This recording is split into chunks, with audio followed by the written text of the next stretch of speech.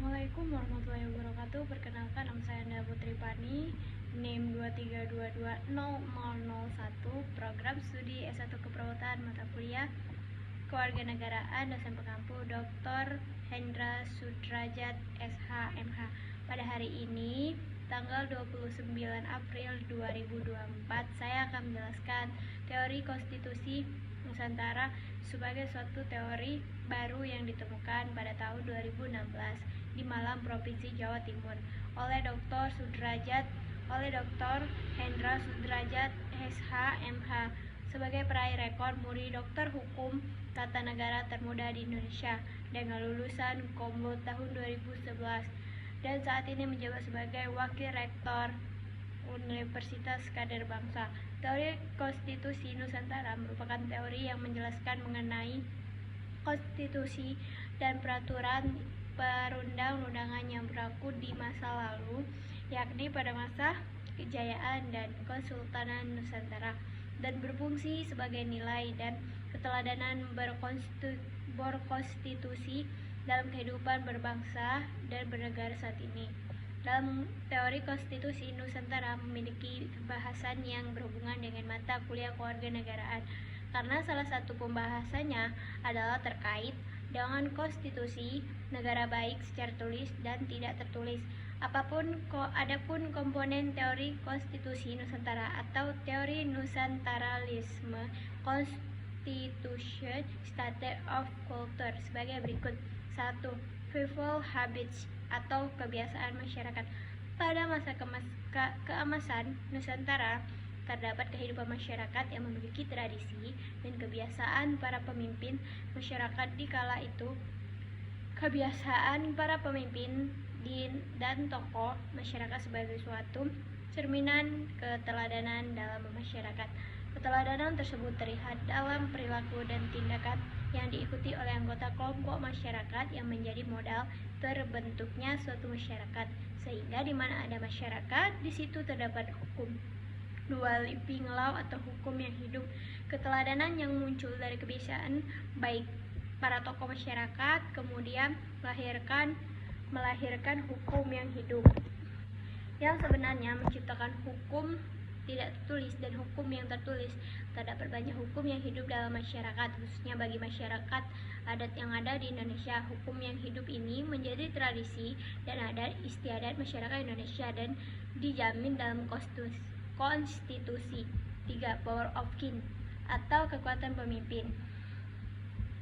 Dalam sebuah kepemimpinan dibutuhkan suatu kekuatan pemimpin dalam menggerakkan kepemimpinannya, sehingga dalam teori konstitusi Nusantara dijelaskan bahwa hukum yang hidup tadi menjadi kekuatan pemimpin untuk menjalankan kepemimpinan pemerintahannya dan berlaku di setiap tingkatan kepemimpinan baik dari tingkat pusat sampai tingkat daerah. Kekuatan pemimpin akan melahirkan kebijakan publik yang dapat dirasakan masyarakat secara keseluruhan. 4. Royal Constitution atau konstitusi negara.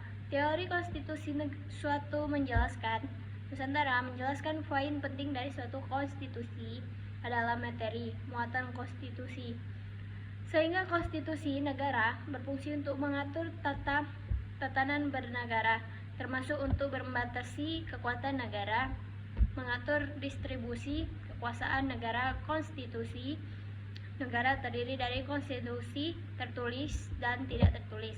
5. Archipelago teritori atau kewilayahan Nusantara, kedaulatan negara. Teori konstitusi Nusantara memberikan penjelasan bahwa kedudukan kewilayahan Nusantara sangat penting. Penjelasan kewilayahan Nusantara sama artinya dengan kedudukan kedaulatan negara. Hal ini memberikan pemahaman secara umum bahwa negara terbentuk dari sebuah wilayah dan kedaulatan masing-masing negara di samping berasal dari rakyat dan pemerintah, sehingga kewilayahan posisi keilmuannya penting untuk memperkuat posisi negara. Menurut Dr. Hendra Sudrajat SH MH sebagai dosen kewarganegaraan menjelaskan bahwa dari segi kewilayahan di Kota Palembang terdapat wilayah Ilir dan Ulu, yang sebenarnya dari segi teori konstitusi Nusantara merupakan kajian ketatanegaraan Nusantara yang perlu dipahami oleh masyarakat, oleh generasi kini dan mendatang. 6. Kingdom struktur atau struktur negara. Kingdom struktur atau struktur negara dalam pembahasan teori konstitusi Nusantara merupakan struktur dan pembagian kekuasaan seperti kekuasaan legislatif, kekuasaan eksekutif, dan kekuasaan yudikatif. Struktur dalam negara ini bekerja untuk memaksimalkan organ-organ negara dalam menjalankan kekuasaan pemerintahan negara. Menurut Dr. Sudrajat Mohendra Sudrajat, SHMH, sebagai dosen kewarganegaraan menjelaskan bahwa pada masa kerajaan Sriwijaya terdapat prasasti Telaga Batu yang salah satu isi menuliskan tentang struktur ketatanegaraan di masa pemerintahan kerajaan Sriwijaya. 7. Konsensus legality atau legalitas konsensus. Teori konstitusi Nusantara menjelaskan bahwa konsensus legality atau legalitas konsensus merupakan kesepakatan antara pemimpin dan rakyat dalam suatu negara. Hal ini terlihat pada penyerahan kedaulatan rakyat dalam konsep negara ke demokrasi melalui mekanisme konstitusional pemilihan umum yang terdiri dari legislatif, pemilu presiden dan wakil presiden, pilkada, dan pemilihan kepala desa menurut Dr. Hendra Sudrajat, SHMH.